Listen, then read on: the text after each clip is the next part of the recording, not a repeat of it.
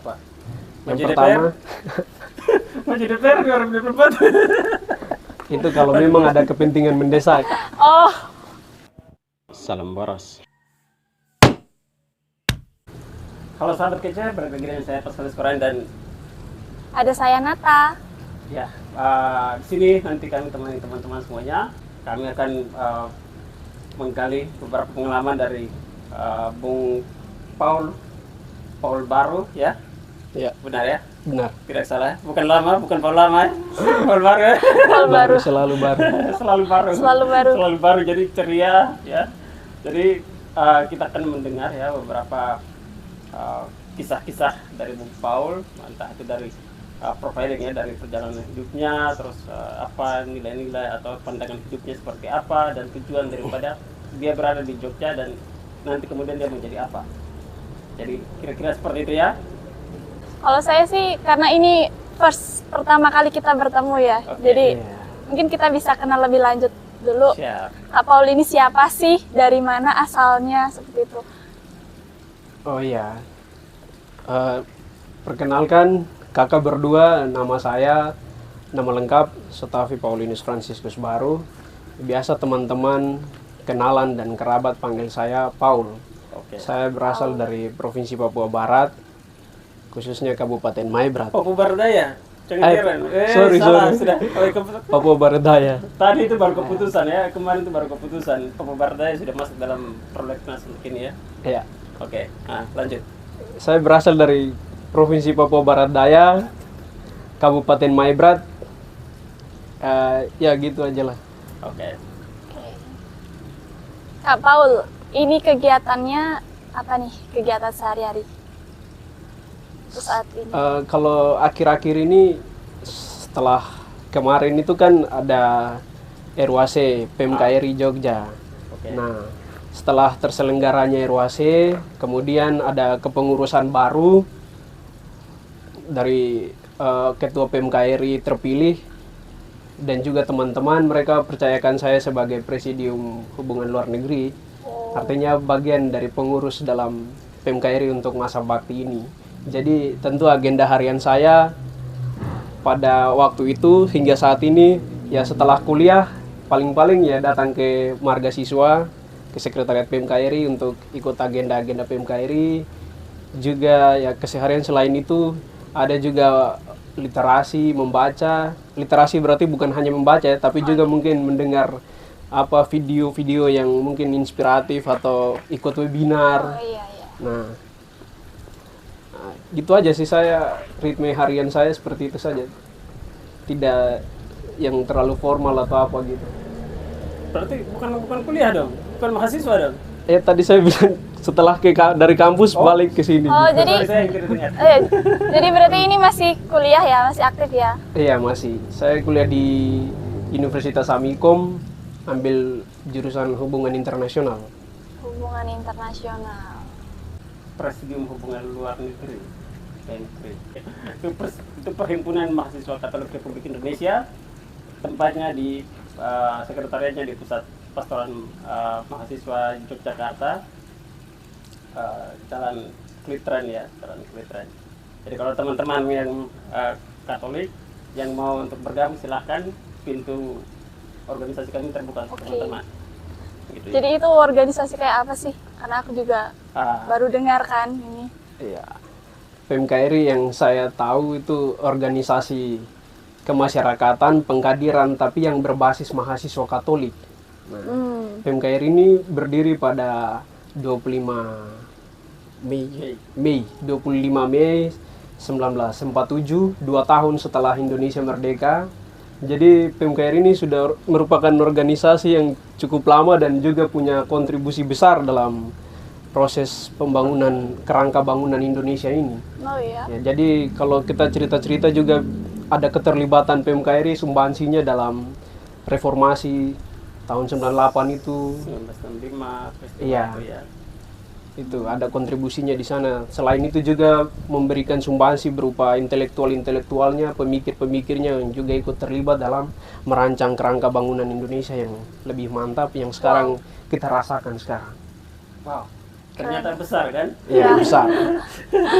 Walaupun PMKRI ini kan ya dari ini segi agama ya Katolik kan, Iya. Katolik, tapi itu kan di Indonesia mungkin kecil secara kalkulasi begitu.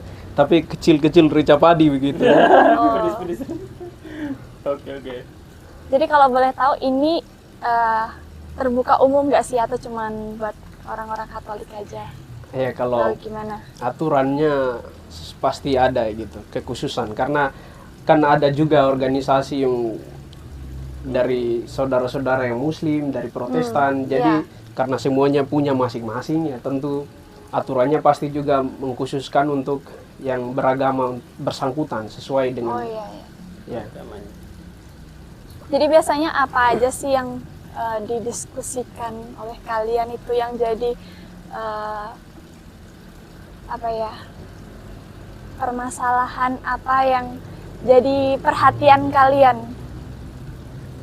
Ya karena tadi saya sudah jelaskan bahwa keterlibatan PMKRI untuk negara, untuk bangsa ini ya tentu secara tidak langsung PMKRI itu juga salah satu organisasi yang terlibat untuk memperjuangkan nasib rakyat-rakyat, begitu rakyat-rakyat kecil, masyarakat, soal berbicara soal isu sosial kemasyarakatan, juga termasuk spiritual dan semangat kekatolikan itu sendiri.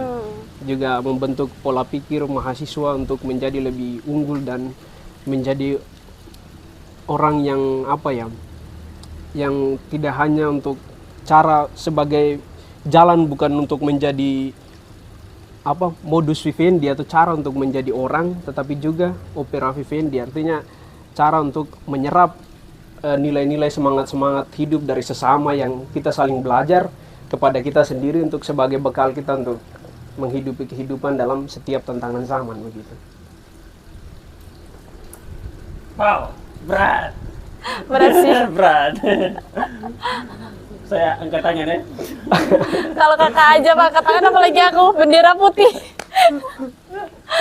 Ya, jadi PMKRI itu harus option for the poor, artinya berpihak kepada masyarakat kecil. Karena kan suara rakyat kan dalam kalau istilah Latin ya Vox Populi, Vox Dei, artinya suara rakyat, suara Tuhan. Nah, suara rakyat itu kami sebagai mahasiswa atau kader-kader PMKRI adalah perpanjangan daripada suara rakyat itu.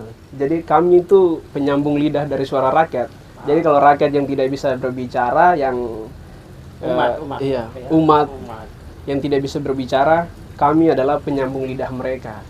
Wow. Kira-kira seperti itu. Jadi saya dengar mereka punya istilah itu rasul sosial gitu ya. Rasul sosial. Jadi mereka menanggur salib Yesus lah gitu kan. Iya, kira-kira begitu. Seperti itu. Yang saya dengar sih.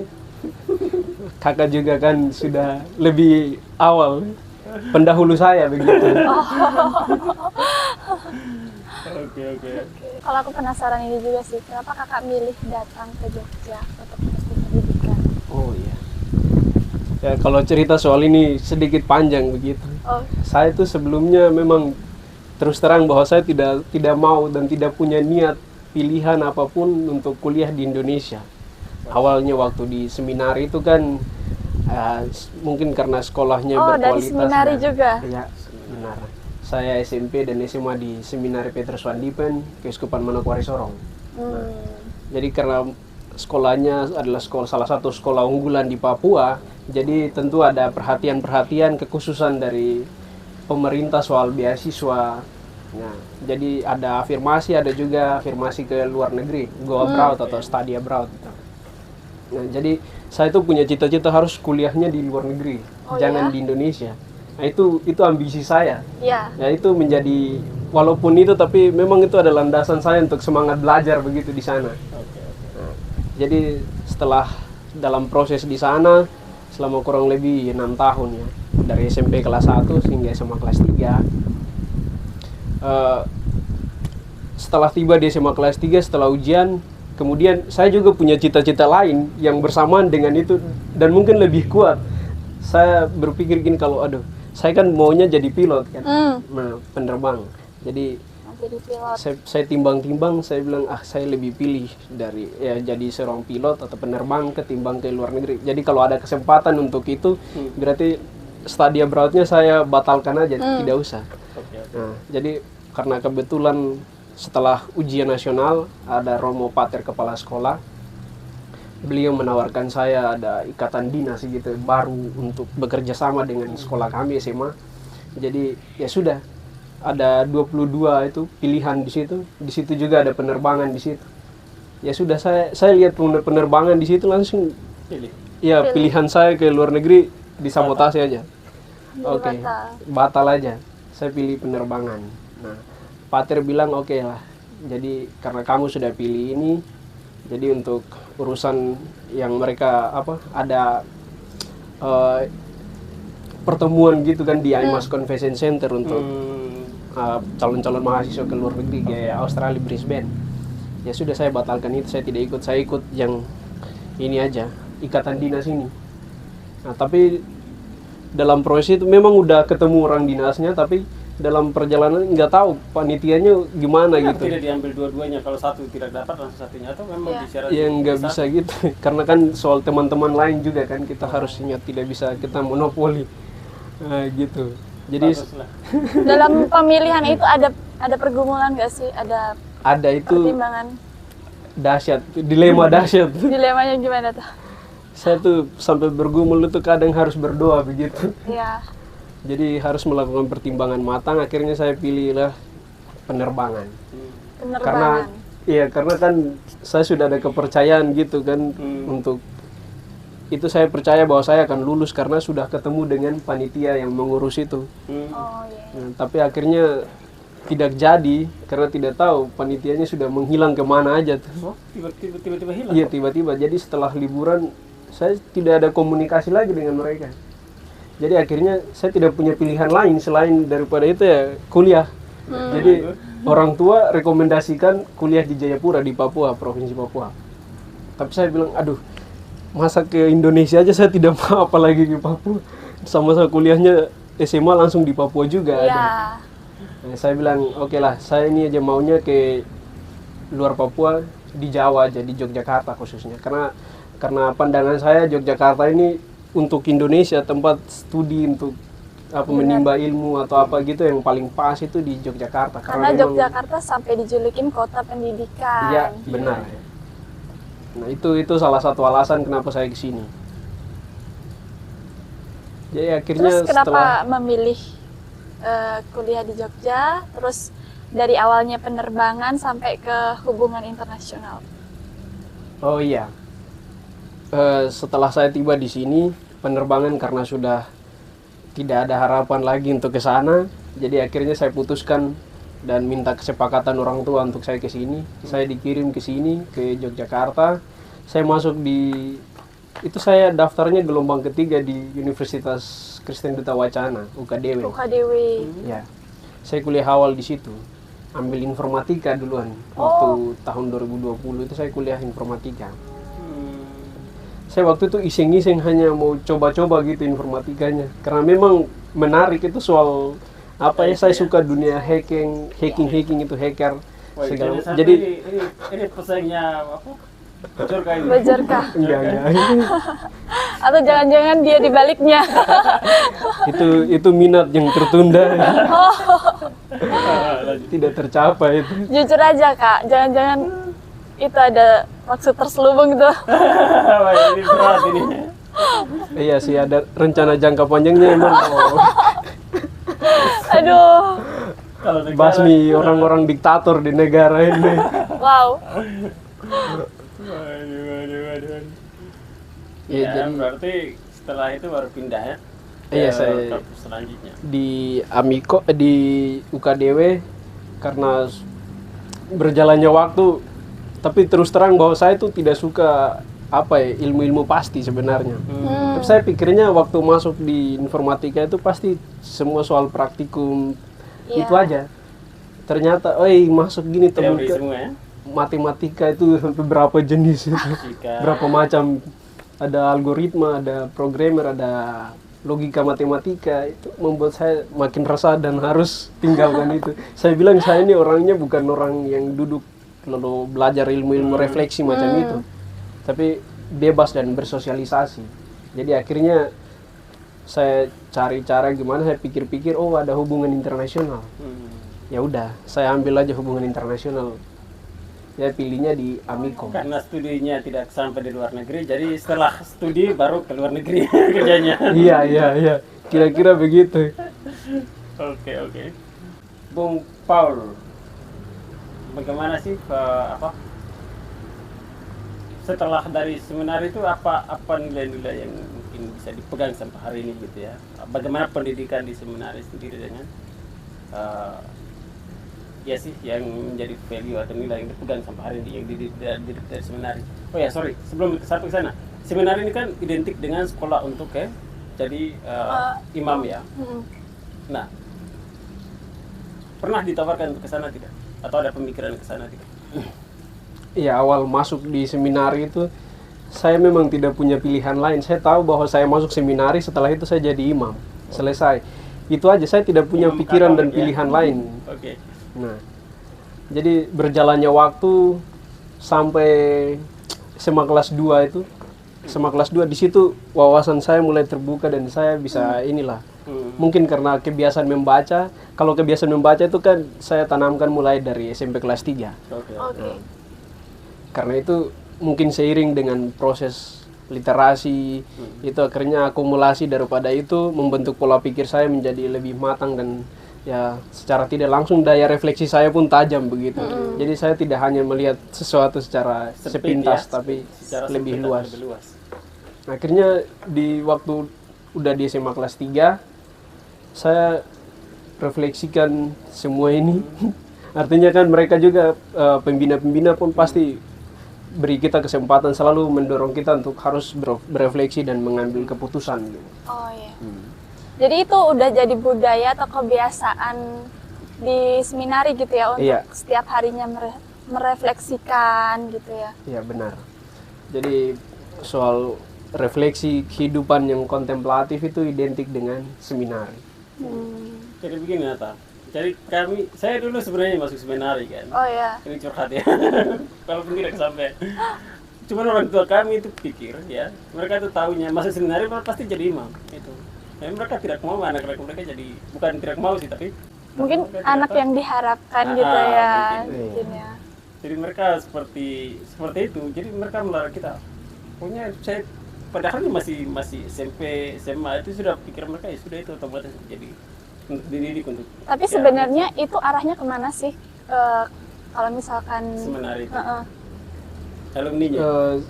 Arahnya memang untuk mengkhususkan anak-anak muda Katolik yang mau belajar di situ, untuk memang arahnya untuk menjadi imam Katolik untuk melayani masyarakat umat Allah di Papua khususnya. Tapi karena seminari yang saya ini tamati itu kan tingkat dasar iya, itu kan ada alasan lain yang lebih sektoral, persoalan masyarakat, kehidupan masyarakat di Papua yang masih jauh dari ketertinggalan masih tertinggal dan masih ini jauh dari kata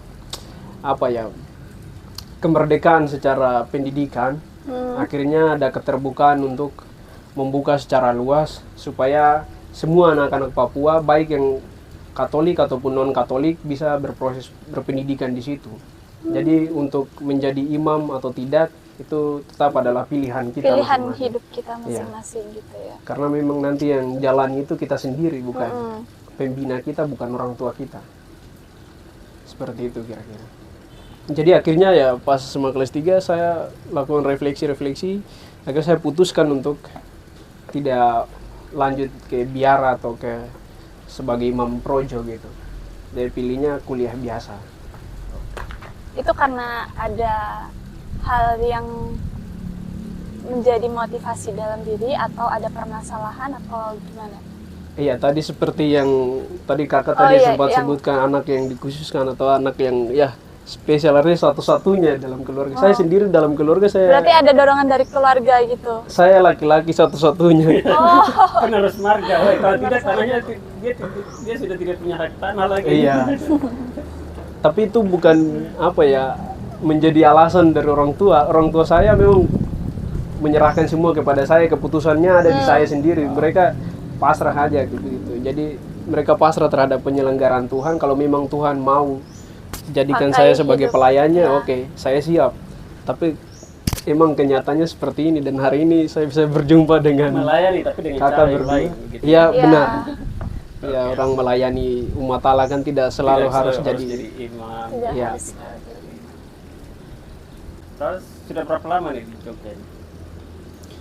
Sekarang mungkin 2 tahun lebih atau gimana nih? Dari tahun 2020. Orangnya lupa tahun berapa lama dia sudah di Jogja. Jangan-jangan dia di Jogja mana ini? Ini perlu dipertanyakan, jangan dia tidak di Jogja ini. Hidup menghitung-hitung tahun bulan itu nanti membuat kita bosan, dan jadi tidak usah hitungnya, lupakan aja itu. Intinya ikuti proses kehidupan aja, sampai di mana Tuhan panggil ya sudah. Oh, Ngeri.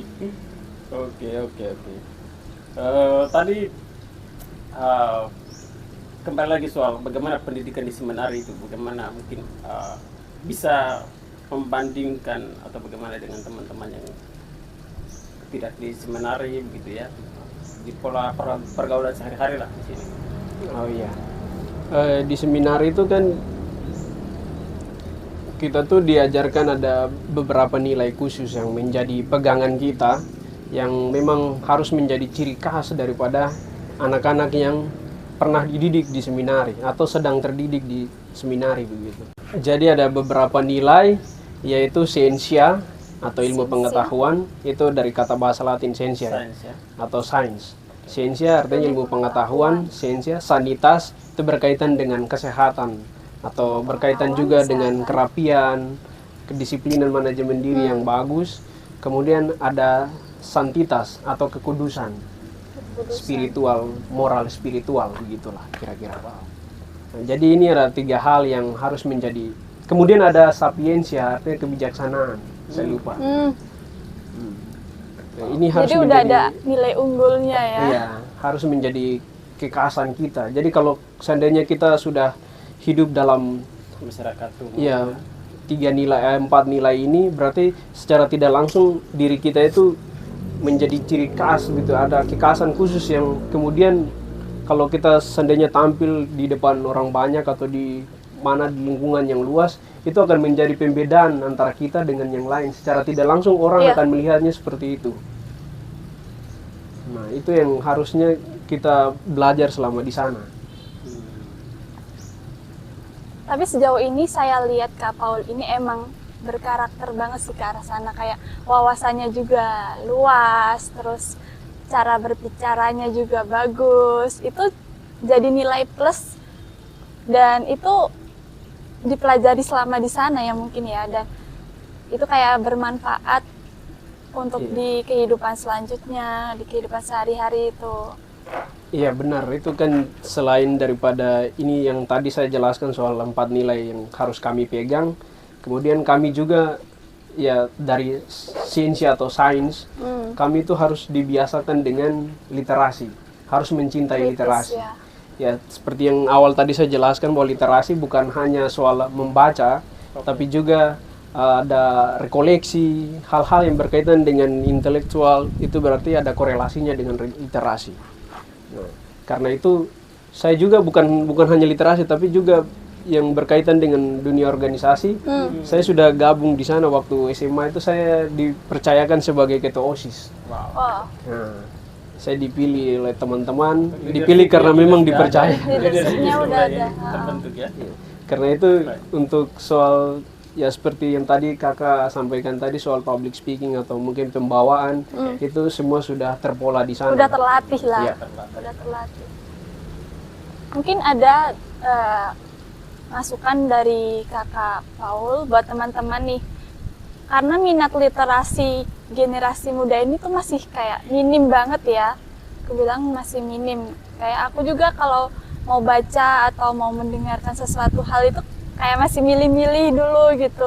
Apa pokok yang menarik buat aku baru aku mau dengerin atau mau aku baca. Oh, iya. Nah, mungkin dari kakak ada tips atau masukan gitu.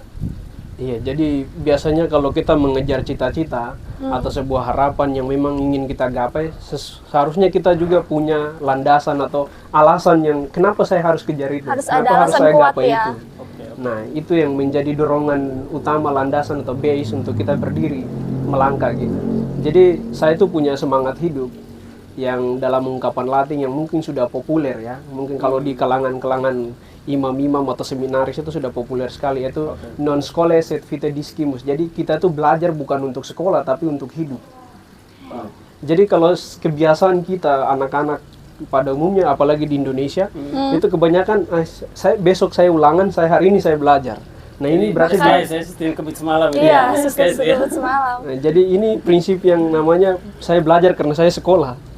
Tapi kalau saya belajar untuk hidup, berarti tidak harus menunggu ini waktu ulangan atau besok ujian baru saya belajar. Tapi di mana saja, kapanpun harus belajar. Jadi makanya saya punya semangat literasi itu tumbuh karena semangat ini menjadi spirit dalam diri saya. Jadi bahan-bahan bacaan, misalnya buku-buku atau gitu, saya baca kapan saja. Tidak harus Menunggu momen gitu ya. Nggak harus ada momen menunggu gitu. momen.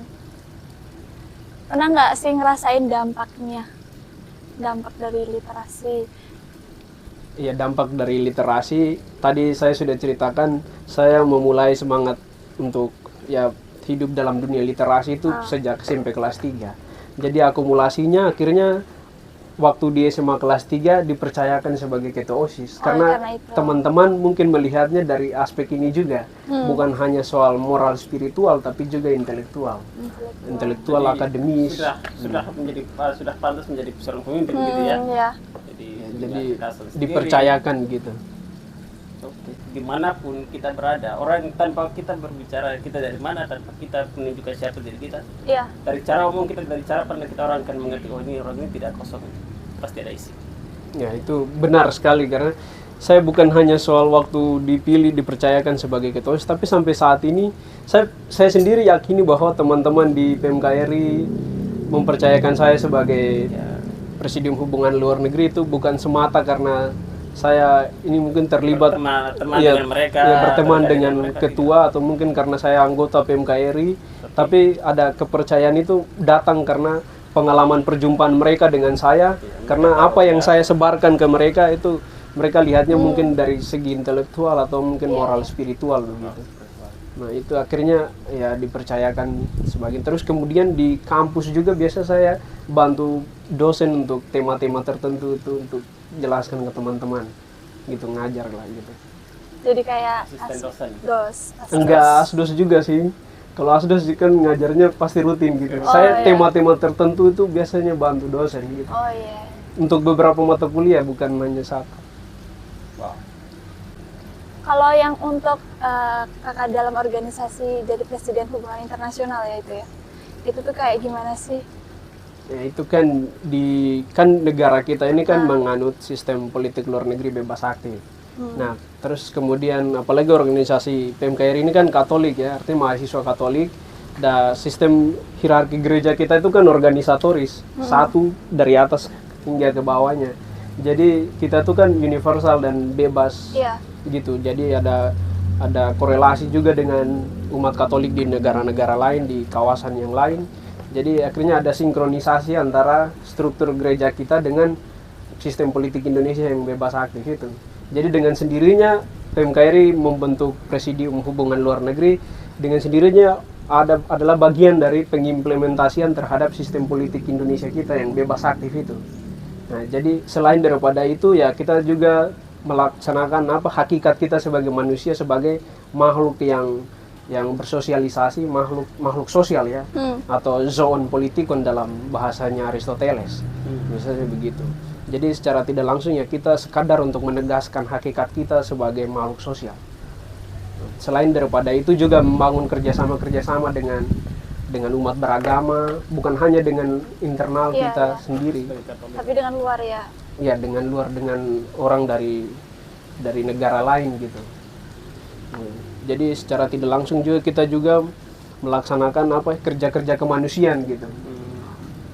Karena ada juga agenda-agenda luar yang membahas soal itu, isu sosial, isu global tentang terorisme, climate change ya, banyak human trafficking juga sering dibahas di kawasan ini apa indigenous people, itu juga menjadi isu-isu hangat belakangan ini.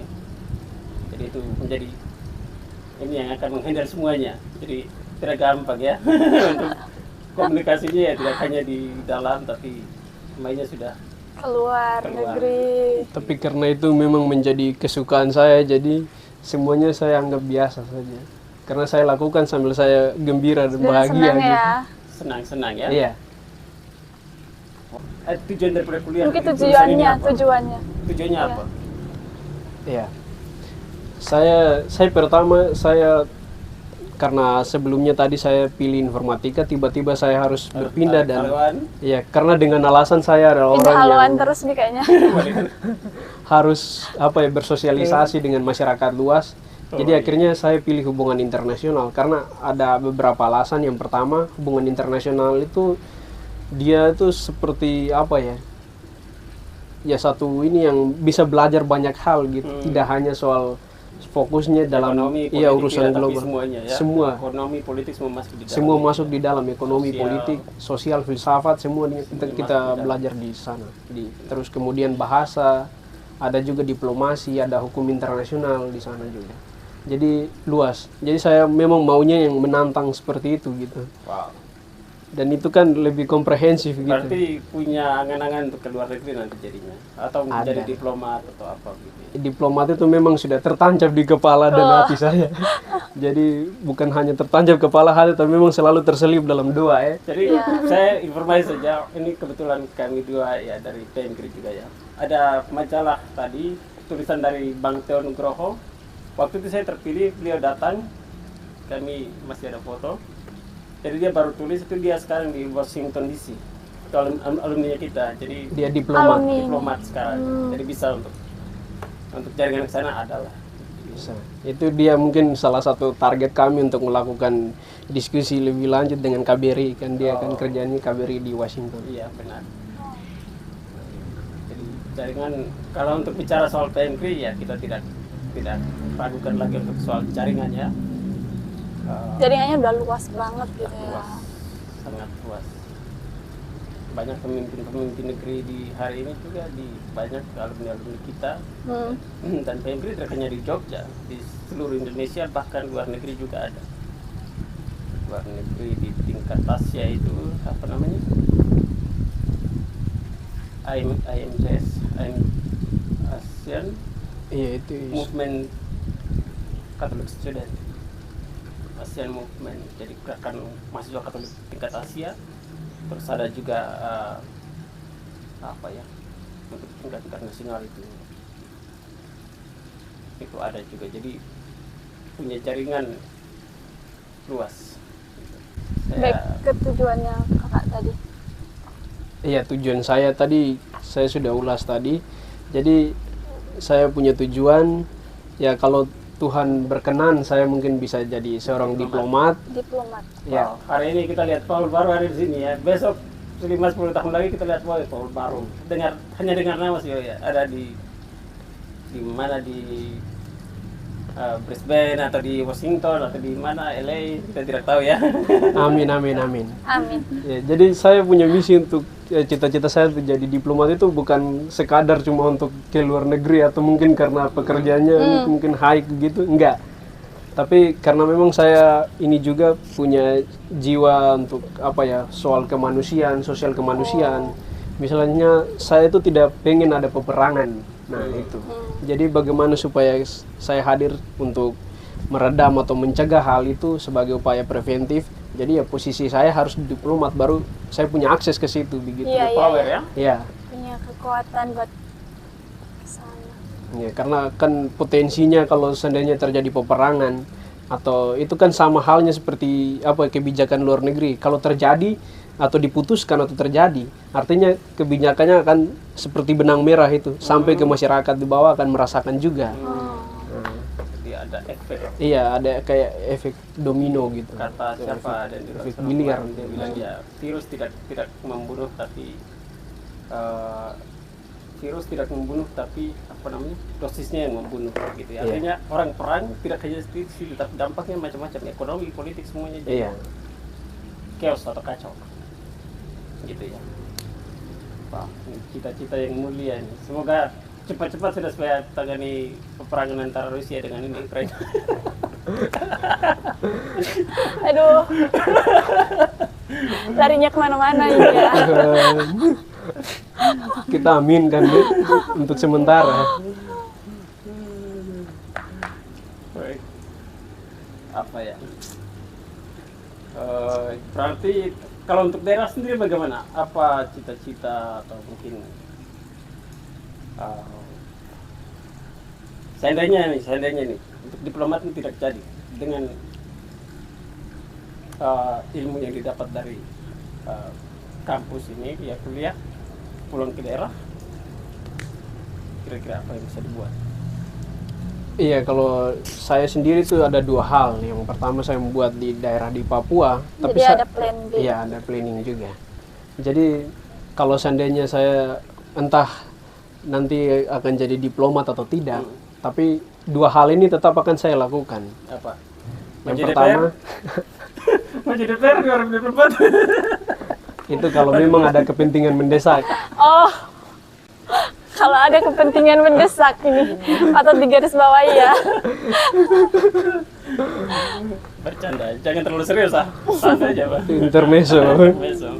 Oke. Lanjut. Tadi apa? Yang pertama soal literasi ya, saya itu mau pengen untuk buat satu perpustakaan atau apa gitu, sekolah literasi khusus yang memang non formal dan untuk sekolahkan atau apa gitu, edukasi khusus soal literasi, mungkin soal menulis, soal semangat membaca, beri doktrin-doktrin yang positif juga.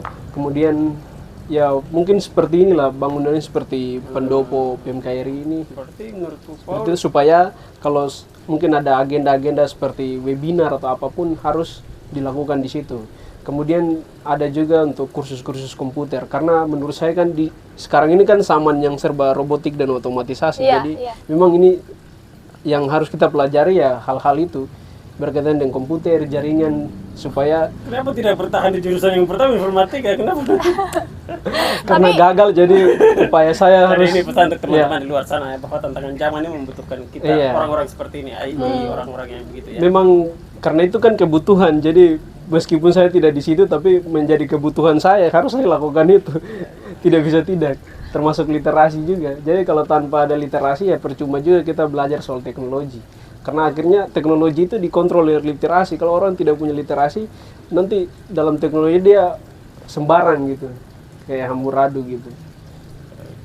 Justru bukannya Dalam artian tidak punya self control segala macam. Nanti bisa keseret ke hal-hal yang tertentu ya, nggak tahu dampaknya kemana Iya, gitu. gitu.